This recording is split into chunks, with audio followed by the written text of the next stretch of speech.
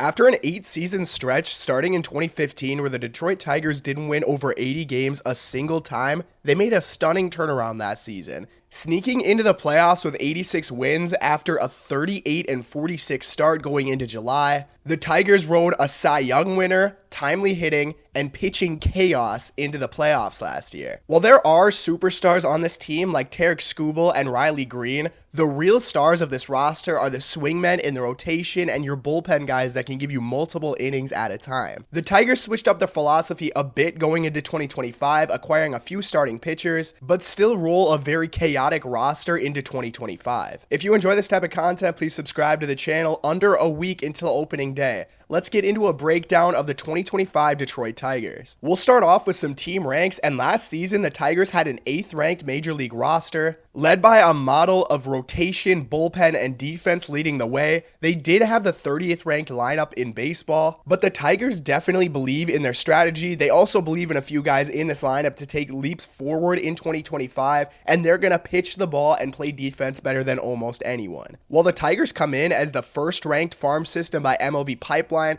I went with an upper level minor league approach, just taking future values of the top 30 prospects, and that led to a farm system that came in right in the middle in Major League Baseball. A group of hitters that is very solid, an 8th ranked group there, and the pitchers come in right in the middle of the pack. Although there are great players on both sides of the ball and a lot of guys that I'm very excited about for this Tigers team. Into season storylines, the biggest one for me is chaos. They have Tarik Skubal here. They brought in Jack Flaherty on a free agent deal. They do have some solid starters, but what doesn't change is the multi-inning guys that they have in their bullpen and a lineup that is really pieced together. I think this is really a chaotic group of players and one that is very fun to watch when they're clicking. That's the Tigers' strategy, and they're rolling forward with that into 2025.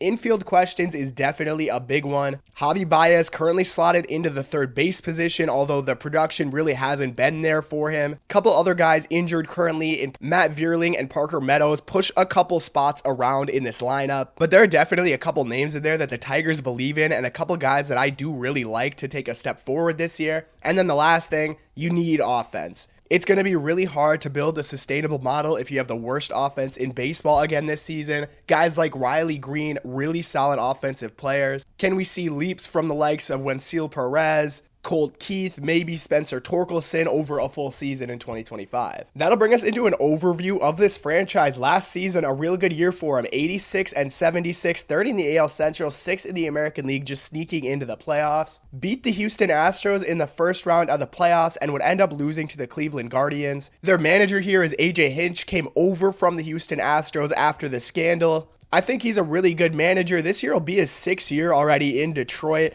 And Scott Harris, a guy who I think has done a phenomenal job as the president of baseball operations here. This will be his 3rd season, 2 really solid years in a 78-86 win season. Made the playoffs last season and has brought in a lot of really solid talent. The PECOTA projection system this year doesn't like them as much. They are in a tough division, 3 teams that made the playoffs last year, and a team that many of the projection systems saw as overperforming last season. 78-84 on those projections. Their payroll did go up from 104 to 144 million this year. A big step in the right direction for Detroit. Their playoff odds by PECOTA in 2025 are 18.3, although I think personally I do have a little bit of a higher look at them. In terms of top 100 draft capital, they do have a lot to work with, although not some super high picks. 24, 34, 62, and 98. One of the few teams that has 4 picks in the draft this year. In terms of top contracts, Javier Baez still the biggest deal here, $23.3 million. Jack Flaherty brought in this offseason to be a starter alongside Alex Cobb. Both of those guys are going to be making $17.5 million and $15 million. Alex Cobb, I'm not going to talk about a ton in this video. He is going to start the season injured, but he's a veteran guy that's been pitching for a really long time, had a couple solid years in the past, and a guy that I think is going to give innings to this Detroit rotation. They made the playoffs last season. Their park factor, which is a factor of how much of a hitter or pitcher's park your home stadium is, has them at 21st in the league, meaning that this is the 9th biggest pitcher's park in all of baseball. So a lot of pitching goes on on here, not as much hitting. In terms of organization success, a couple really solid teams last year. The Erie Seawolves 77 and 58, the Lakeland Flying Tigers 80 and 50, their AA and A ball teams. The Toledo Mud Hens in AAA 69 and 80, and then the West Michigan Whitecaps 68 and 63 last season. But I would expect that Whitecaps team to be a lot better this year. A lot of really good players over there in 2025. Before I go into any specifics on this offseason page, I will mention that these are only additions and subtractions with projected positive 2025 WAR or positive WAR in 2024 for the subtractions. And for guys that had positive WAR on the Tigers roster last season, not a single one of them off the squad. A couple relievers traded over to Tampa Bay this offseason. Neither of them were positive players compared to replacement level last year. So that means in terms of WAR, any addition is going to be a positive to this roster. And there were a few of them. Gleyber Torres here on a one-year $15 million deal over from the Yankees. A really solid offensive second baseman. Jack Flaherty and Alex Cobb, two starters brought in to pitch here in Detroit. Flaherty was in Detroit last year, got traded at the deadline, and then came back after. A front office masterclass by the Tigers. Alex Cobb, $13 million. Flaherty projected 2.4 WAR, Cobb 1.5. Tommy Kahnle here on a one-year $7.75 million deal, also from the Yankees. And John Brebbia here to be another reliever in this bullpen. Some solid strikeout numbers last year, but didn't have great results. I'll talk about weighted runs created plus before I go over specifics here. Think about it as a general offensive statistic that measures all of your productivity on that side of the ball. League average for it is 100. Every number above or below that is going to be the percent better or worse that you were compared to league average as a hitter last season. So for example, in 2025, Wenceel Perez is projected to be 4% worse than league average as a hitter next year, and we'll go into him right away. A switch hitting young center fielder that hits righties pretty well, projected to be the leadoff guy against right-handed pitching. Not sure where he factors into this lineup with a lefty out there, but he will be your center fielder, a solid defender. Riley Greene is really the superstar of this offense, projected to be 31% better than league average and 23 homers this season, 4.5 wins above replacement. Gleyber Torres at second base, alongside Greene, projected to be top 10 at his position in WAR this season. 18 homers, 13% better than league average for him. Kerry Carpenter, one of the premier hitters in the league against right-handed pitching, but really struggles against lefties. Colt Keith, a young guy, the Tigers really liked him coming up through their system. They extended him for a few years. An up and down season last year, but he's projected to have a solid one, 15% better than league average. Spencer Torkelson, former 1-1 pick in 2020. Really an up and down major league career for him so far. Last season was not very good, but is projected to be an above average hitter this year. And then three guys at the bottom of this list here, projected to be a bit under league average. Trey Sweeney, brought over in the Jack Flaherty trade at the deadline last season from the Dodgers. A solid shortstop, projected under 1.5 WAR. Not as much of a hitter, didn't have great stats there last season. Javier Baez, if you're watching this video, I'm sure you know who he is. Projected to be 16% worse than league average, and that would be a huge step forward for him. Jake Rogers, your 9-hitter, a really good defensive catcher, and then Dillon on the bench to back him up. A really solid prospect in the system. Andy Ibanez, an older bench player, but some really good signs for him. Zach McKinstry, great runner and defender, and Jahmai Jones over on a non-roster invitee deal from the Yankees. A revamped rotation here for the Detroit Tigers in 2025, and one that's going to have a lot of contributors. Tarik Skubal, the Cy Young winner from last year, one of the biggest dogs in all of baseball. Super fiery on the mound, a great regular season last year, a few great playoff starts, projected 5.5 WAR this season. That's second amongst all starters. Jack Flaherty, brought in on that free agent deal, projected a 3.79 ERA and 2.4 WAR, so the same 1-2 as you opened up last season with. Reese Olson, really good season from him last year, a former Brewer minor leaguer brought over in a trade, projected just under 2 WAR. And then two guys with a lot of draft pedigree, Casey Mize and Jackson Jobe. Casey Mize, a former 1-1 pick in the draft, projected a 4.23 ERA and 1.2 WAR, a bit of an up and down career for him. Jackson Jobe, only 4 career major league innings in his career, a guy who ran through the minor leagues last season, high A to AA to AAA to the majors. The projections don't love him as much, but I certainly do love him that much. I think he's going to have a great season. We'll break him down when we get there. Some other contributors here, Kenta Maeda might start as the 5 starter. Alex Cobb going to be here for a while, currently injured. Sawyer Gibson-Long, Matt Manning, Vierling, and Cater Montero all going to contribute to this rotation. And we'll get into this bullpen that are the stars of this team. Jason Foley, really solid year and really was the closer last season. Struggled a bit in the playoffs, but had a real good regular season for the Tigers last year. Beau, Brieske, a guy who really stepped up in the playoffs last year, and maybe the biggest star of this team outside of Tarik Skubal, Tyler Holton. We'll talk about him if you don't know the name, but he is an absolute superstar in the bullpen. Tommy Kahnle brought over on a one-year deal. Will Vest had a great season last year for the Tigers. Alongside Brennan Hanafy had some really good numbers down the stretch. John Brebbia here on that one-year deal, and then Brant Herter, a prospect in their system who came up and started a couple games, came out of the bullpen a couple times. A really solid pitcher in Brant Herter. A lot of guys here that can give you multi-inning appearances and a real solid bullpen here in Detroit. Before I get into the breakdowns, I'll go over a couple of the numbers on the screen. You're going to have your baseball savant cards there right away. That'll have plate discipline numbers, hard hit numbers, and some expected stats alongside defensive and base running metrics. The OFF, BSR, DEF are just going to be your offensive base running and defensive run values by Baseball Savant. WOBA on the card is going to stand for weighted on base average. Think about it as a different way to measure on base percentage, but everything is weighted, meaning a homer weighs more than a triple, which weighs more than a double, etc. Just a better way at measuring how you get on base. Weighted runs created plus is also going to be on there. The league average for those numbers are 100 and 310 respectively for weighted runs created plus and WOBA. And I won't waste your time. Let's get right into Jake Rogers.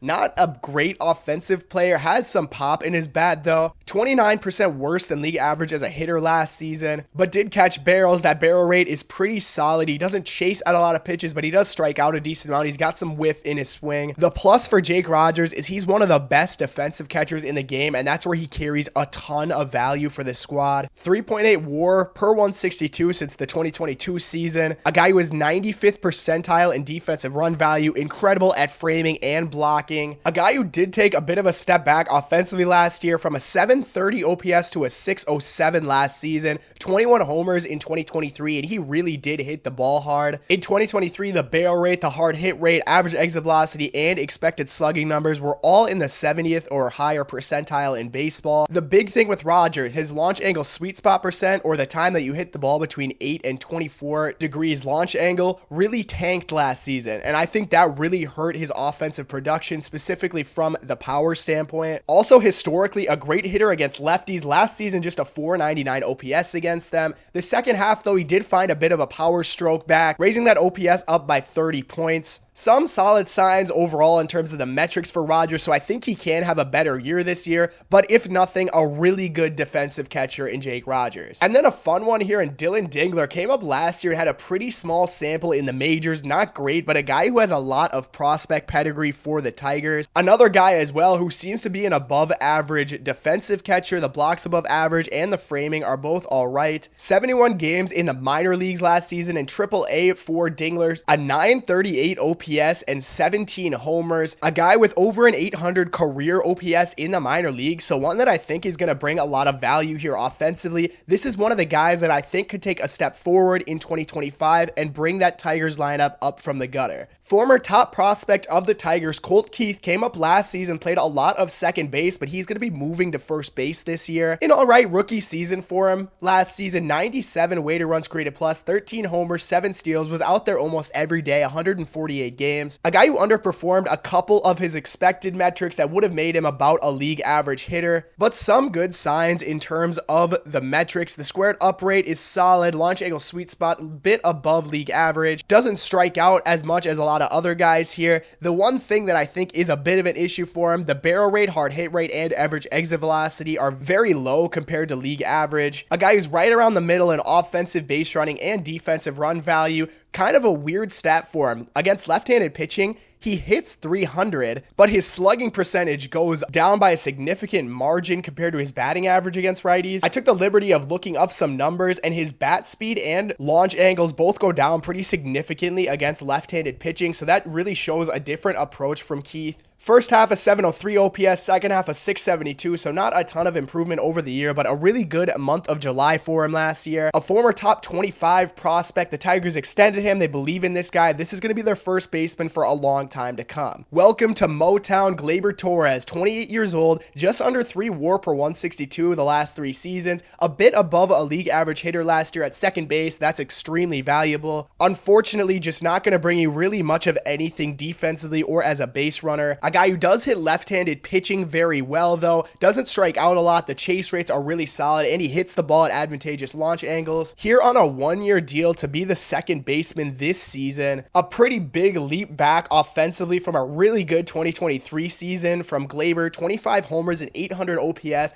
All the expected numbers, all the hard hit metrics, really liked him that season. But a guy who did get a lot better as the season went on, a 780 OPS in the second half compared to a 654 in the first half. A really good month of September and a solid playoff run for Gleyber last year as well. 69 plate appearances, a 745 OPS. I think a high floor offensively for Gleyber. He's been a league average hitter or above every year of his career, but I don't know if the ceiling is there as much anymore unless he changes a bit of his approach again this season. Oh, Javier Baez here at third base, here on a huge deal with Detroit, was a really solid player for Chicago and had a good half season with the Mets in 2021. Hasn't really done much of anything here in Detroit. Won about league average season offensively in 2022, but he is definitely not the same player that he used to be. The chase rate, whiff rate, and K rates are all going to be really bad for him. That's really the biggest part of his struggle at the plate. He hasn't really been hitting the ball much. The big thing for Javi, when he was really solid, the barrel rates, hard hit rates, and all the expected numbers were all really solid because even though he was swinging and missing a lot, he had really good bat speed and he was making a lot of contact on the barrel. Unfortunately, that's no longer the player that he is. Gonna be playing some third base here. I looked at it. He has been playing in spring training a decent amount.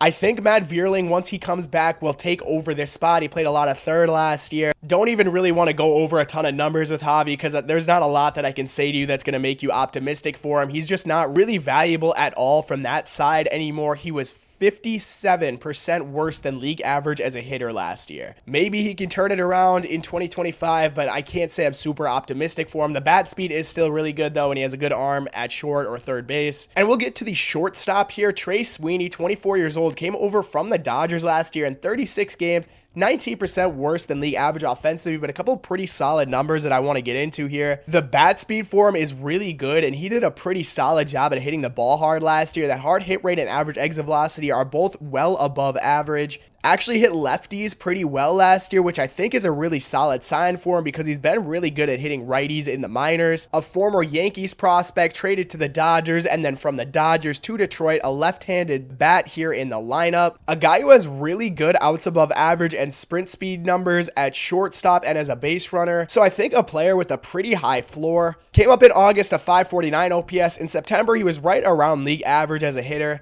In the minors this season, a 795 OPS, but after he came over to Detroit, 11 games, a 1.114 OPS with the Toledo Mud Hens, so he showed a lot when he came over. I think Detroit really likes him as their shortstop, and I think there's a lot of good signs here. I really like Trey Sweeney long-term, and he's definitely going to be a guy to watch on this team in 2025. If Riley Greene played for the New York Yankees, the Los Angeles Dodgers, the Boston Red Sox, he would be one of the most talked about players in the entire league. But since he plays in an under-the-radar market of Detroit, I think he carries the distinction of being one of the most underrated players in baseball. 3.6 WAR per 162, 135 weighted runs created plus last year. Only 137 games, but 24 homers, 88th percentile in offensive run value. He absolutely crushes the baseball. All of those hard hit numbers are way up there. A real solid defender too, 64th percentile in defensive run value, about league average as a base runner. Really his only two flaws as a hitter, he strikes out a decent amount and he doesn't hit lefties very well, although not terrible, just around league average. Still only 24 years old, so I think still really learning the major leagues, but a guy that's been up here getting at bats for a couple seasons now. A guy who's made pretty sizable leaps offensively every season that he's been in the majors. In 2022, a 683 OPS, 2023, a 796, and last season, an 827. Just really started hitting the ball super hard in 2023 and rolled that over into a 2024 full season. Got a lot better defensively last year in left field as well. That's definitely a solid for him. A bit of a scary sign, did get a bit worse in the second half last year, but I think a lot of that has to do with the long season and a real tough month of August, although his September was really good, an 838 OPS, 31 plate appearances in the playoffs, so not a huge sample, but a 624 OPS there. I love Riley Greene. I think he really is one of the most underrated players in the game of baseball. Just needs to take that step against left-handed pitching, and we could be talking about one of the best players in the league. So in center, a switch hitter, Wenceel Perez, 25 years old, just about league average as a hitter last season, 112 games. Really solid as a base runner, 76th percentile in the base running run value. Defensive, just about league average, and playing a league average center field is really big. Some solid numbers in the hitting areas, doesn't strike out a ton and will walk about a league average amount, just doesn't really hit the ball super hard. The bat speed isn't super fast, so he's not going out there trying to hit it super hard. Really solid numbers against right-handed pitching last year, so I think that's where he's going to get a lot of his run. Another one of these guys in the lineup that the Tigers do really like, in the minors in 2023, a 784 OPS, 9 homers in 116 games, a guy that did steal 26 bags down there. So he does a lot of the little things really well, a solid center fielder and a really good base runner. Never been a great hitter in the minors, a 743 career OPS, but in the minors, good numbers against righties, and I think that's where Detroit wants him in this lineup, to hit right-handed pitching, play good defense, and be a solid base runner. Another guy very similar to Riley Greene, if he played in a different market, he would be getting talked about all the time. This time, though, real big struggles against left-handed pitching. But Kerry Carpenter last season, 60% better than league average as a hitter, 18 homers in 87 games. The hard hit numbers are out of this world. You see it on the screen. That expected slugging number and the barrel rate would be best in baseball if he played a full season. About a league average defender and base runner in right field, a left-handed bat, and man, can he crush the baseball. Really, to this point in his career, has been nothing more than a platoon bat. But there's just so many signs here. Against right-handed pitching, I think he's too good to not have any impact against lefties. 20 homers in 2023 and really took a step forward in a lot of other areas in 2024, hitting the ball a lot harder. I will say with Kerry, though, in 2023 in the majors, a 657 OPS against left-handed pitching. That's much better than the numbers he had last year. In 2022 in the minors, a 991 OPS against left-handed pitching. So throughout the minor leagues, he really crushed both sides of the plate.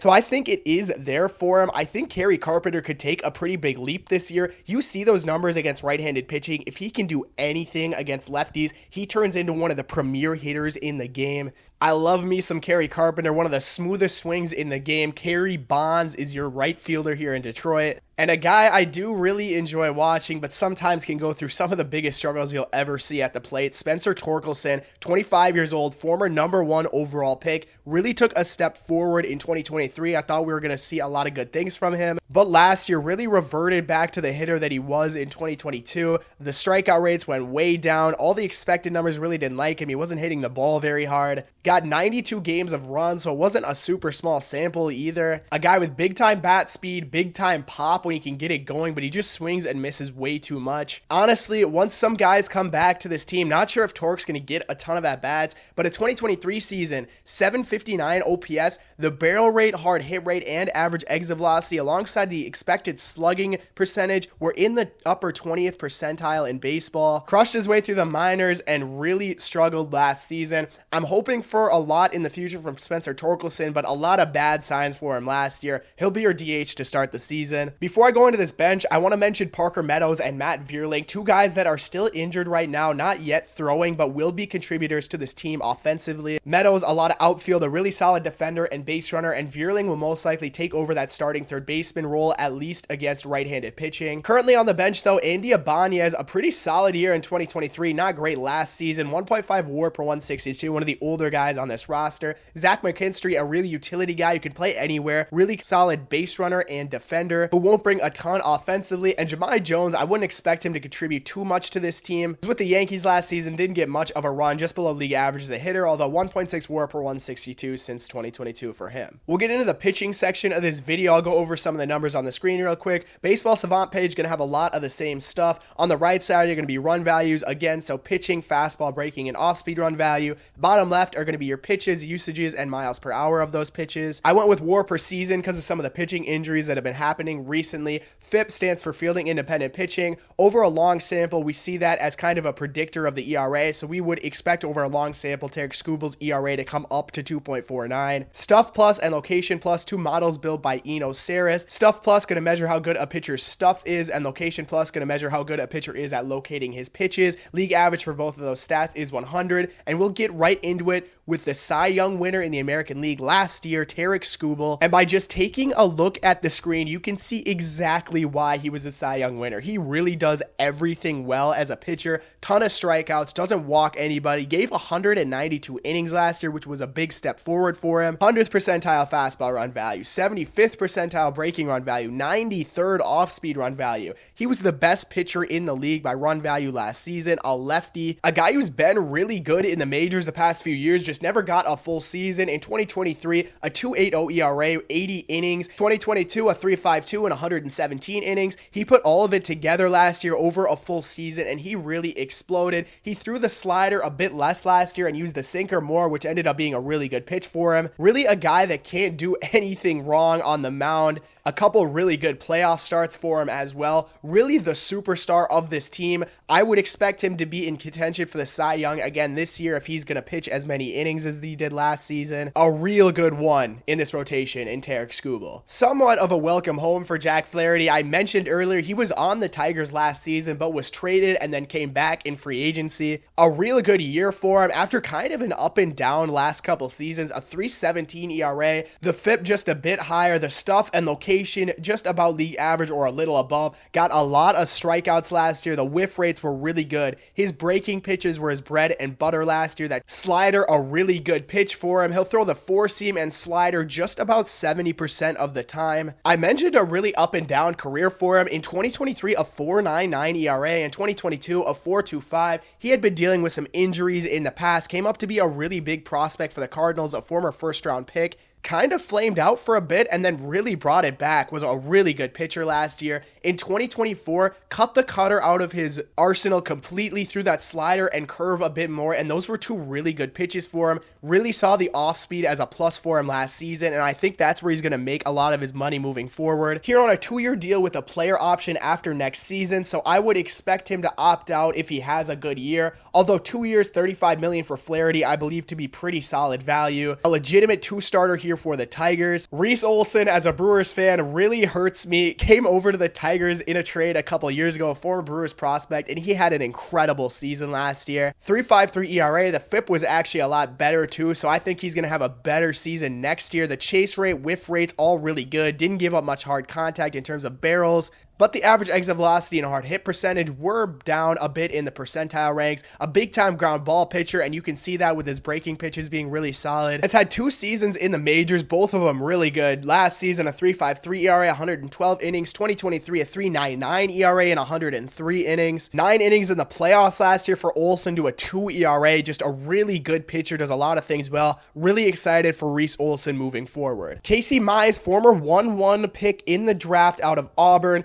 Last season, 102.1 innings, gave some good starts, but overall a 4.49 ERA. I think a guy that's really gotten hurt by batted ball luck the past couple seasons. The FIP has been much lower both of the past 2 years, even though the results haven't been great. I think a lot of that has to do with the fact that he's not getting a ton of strikeouts. The ball is getting hit into play. He is giving up some hard contact. Has some pretty solid metrics. The walk rate is really solid. The ground ball rate is pretty good. Needs to figure out more of a put away pitch though, I think this season. Mize is a guy who missed almost all of 2022 and all of 2023 because of injuries. Last season came back to give some pretty solid starts. In 2021, a 3.71 ERA and 150 innings. His breaking pitches were really solid that year. I think that's where he needs to really go back to the well and find again. I do think his slider and curve are probably his two best pitches, although the split has some pretty solid numbers on it. I'm pretty hopeful for Casey Mize in 2025. Second year back from an arm injury. I think he's going to have a solid year and really contribute out of this rotation.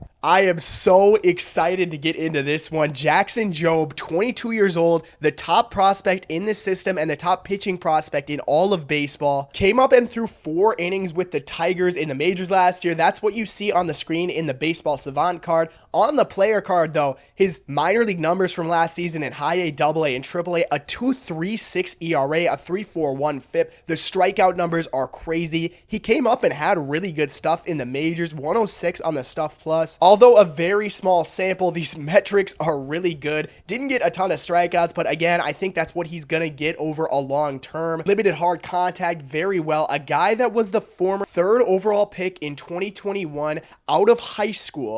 I'm hoping he gets extended run in the majors this year, but there is a chance he's not the 5 starter. I mentioned a bunch of other guys that could be in the mix, but this is a superstar in the wings for Detroit, a really good pitcher in Jackson Jobe, and one that I am outrageously excited for, the Tigers' #1 prospect. We'll get into this bullpen. Jason Foley, currently the closer on this team, not a big-time strikeout guy, also does have a bit of a walk issue here and there, but some really good numbers for him. He does a really good job at limiting hard contact in terms of barrels, but the average exit velocity and hard hit rates aren't super good from him. Took a pretty big step back in terms of some of the metrics last year, but ended up having a pretty good season. The expected ERA at 4.20 is a bit higher than the ERA we got from him last year, but a lot of good from Foley in 2023, so I think we see those numbers average out a bit. Beau, Brieske, a really good season last year for the Tigers, 3.59 ERA and 67.2 innings. Really solid with the expected numbers too. They actually liked him a lot more than his results. One of these multi-inning guys out of the relievers, only 46 appearances,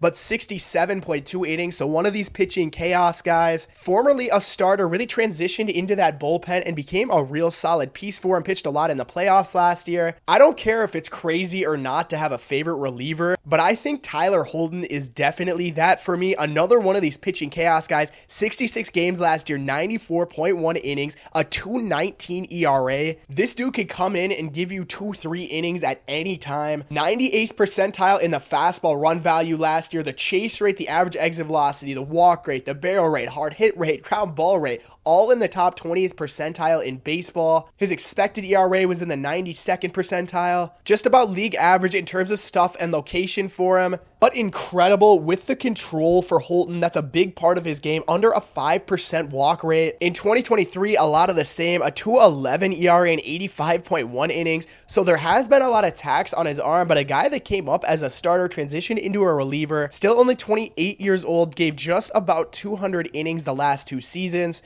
Love Tyler Holton as a bullpen piece. One of the most fun guys out of the bullpen in baseball. I'll go over the 2 guys that weren't here last season first. Tommy Kahnle, really good numbers with the Yankees last year. Funny thing about him, 73% changeup. So he's going to give you that changeup all the time. A lot of strikeouts for him last year, but a lot of walks. Did give up some hard contact too, and that led to the 4.01 FIP. More likely than not, going to be a low leverage reliever a majority of the time. That was a big role for him with the Yankees, but a guy that can give you a decent amount of innings out of that bullpen and a really good changeup. John Brebbia, really good strikeout numbers last year, 27.7% on the K rate. Did walk a decent amount of guys, gave up a lot of hard contact, and that led to the ERA and FIP numbers really being inflated. A 5.86 ERA and 4.52 FIP last season, 55.1 innings though. Brebbia is just a slider 4-seam guy. I think the Tigers saw a lot in that K rate and wanted to bring him in to be a strikeout guy in this bullpen. Will Vest, one of the guys that's more of a 1-inning reliever, 69 appearances last season, 70.1 innings, but man, was he good. A 2.82 ERA,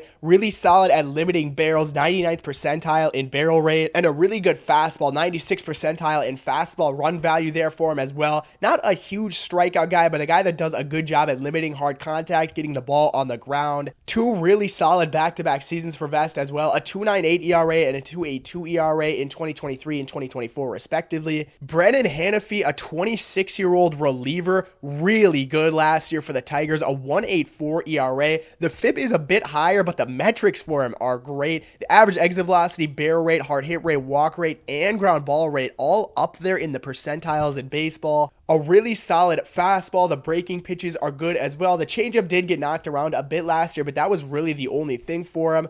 Only 29.1 innings from him last season, was in the minors for a bit of the year, but a really good season for Hanifee. And then Brant Hurter, a long guy out of this bullpen, 10 games last year, 45.1 innings, so he's probably going to start some games for the Tigers. A 2.58 ERA, really good metrics. A 2.27 expected ERA, expected batting average all the way up there in terms of percentiles. Doesn't really walk anybody. A 3.4% walk rate. The barrel rate and hard hit rates are both down there as well. Currently listed as a prospect in the system for Detroit, so only 26 years old. Hanifee and Hurter, two guys still coming up and getting their first run in the majors. But I love this bullpen, man. This is one of the most fun units in the entire league. Maybe the most important bullpen in all of baseball. That'll bring us into the top prospect section of this video. Jackson Jobe is the number 1 prospect here, but I already went over him, so we're going to go over the next guys in this system. 4 top 100 guys outside of Jobe. We'll go over the next one in the infield section, but Max Clark is going to be your number 2 guy here. 22 in the top 100. The 3rd overall pick in the 2023 draft has some really good tools. Really a 5-tool prospect. The thing that you can't say about a lot of guys. Just about 30% better than league average last year. Really good on the hit, the power, the run, the field, and the arm. Only 20 years old. A really well-rounded player for a high school drafted prospect. Really solid gap-to-gap power, a good line drive hitter, an absolute plus defender in center field, and a really good runner.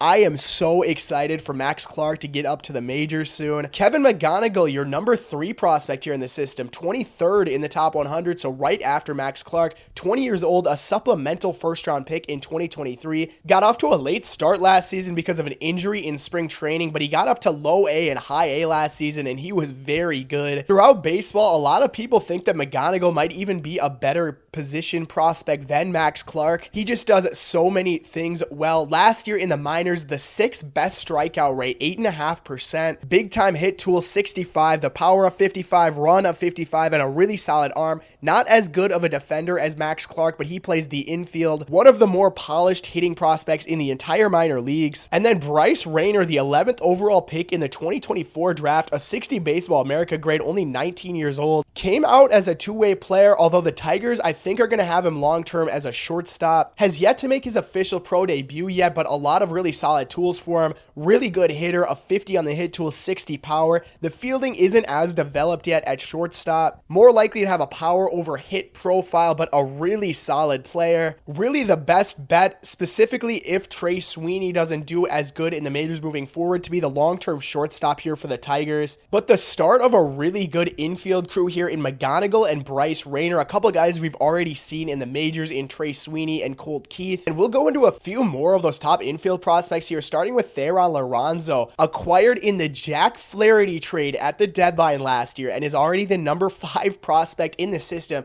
Can't even say how good of a trade that ended up being overall for the Tigers. A guy who was never a big-time prospect in the Dodgers organization, but came over to Detroit and absolutely crushed it last year. 21 years old in high A, a 50 hit tool, a 60 power, a good arm behind the plate. Will most likely get to double A this year. I would expect him to keep moving through the minor leagues if he keeps crushing the baseball. A 955 OPS from the right side and a 729 from the left side, a switch hitting catcher. Put up incredible numbers last season. Jace Young, brother of Josh Young, we went over in the Texas Rangers video. 55 on the hit tool, 55 on the power tool. Not a very good fielder, and that was evident last year when he came up to the majors for Detroit. Was replaced a few times as a defensive replacement late in games, and I think that's really the reason that he's not going to be the starting third baseman on the opening day roster. At least he's not projected to be. Started at third base for a majority of August in 2024, but really just struggled defensively and had to stay at DH for a while. A really good hitter, but more of a DH than anything unless he can figure out that defense. Two more really solid catchers here in Josue Bresciano and Enrique Jimenez.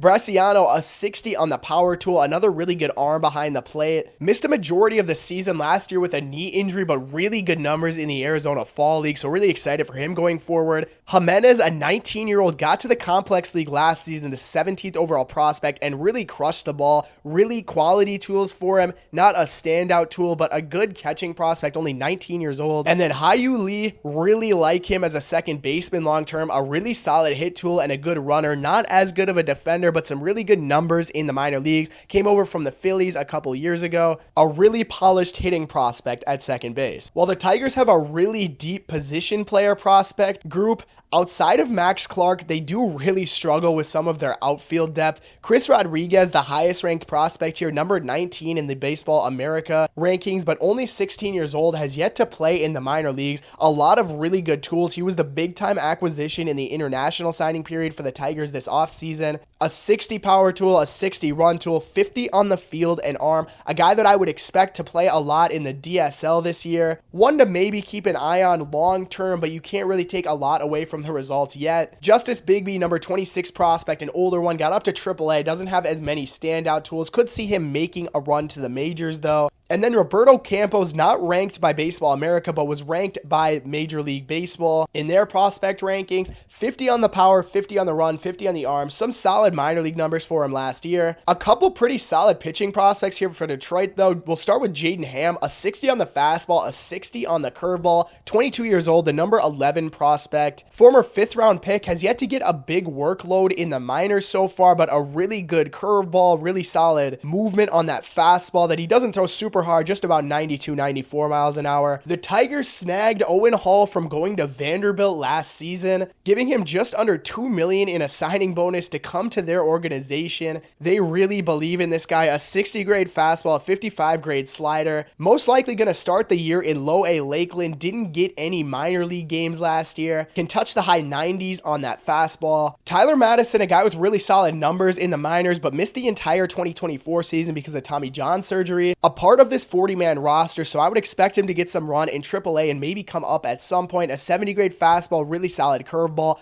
I would expect him to most likely be one of these multi-inning relievers. Ty Madden, a guy who never really got it going last year, did get up to the majors for a little bit and had some success there, but not great in the minor leagues. My guess is he turns into another one of these pitching chaos guys for Detroit. Not a standout pitch, but 4 solid pitches for him. And then another 40-man guy here in Tyler Owens, and a guy that I think is going to really contribute to the Tigers. A 60 grade fastball, 60 grade slider, touching 100 miles an hour on that fastball. I would expect to see him sooner rather than later in the majors in this bullpen. I'll go over projected 2028 lineup and rotation by Baseball America, and we'll get started with this lineup here. I think there's a lot to dream on for Detroit. A lot of solid guys that have already played in the majors. Colt Keith, Jace Young, Riley Greene, Parker Meadows, and Kerry Carpenter, all in the major leagues so far. Feel very good long-term about this outfield. Riley Greene is a superstar. I expect Max Clark to follow in the footsteps of Greene and have a really similar trajectory. Parker Meadows, a really good defensive outfielder, can play a great center field. Definitely going to need to see a bit of an improvement in a couple areas for guys like Colt Keith and Jace Young.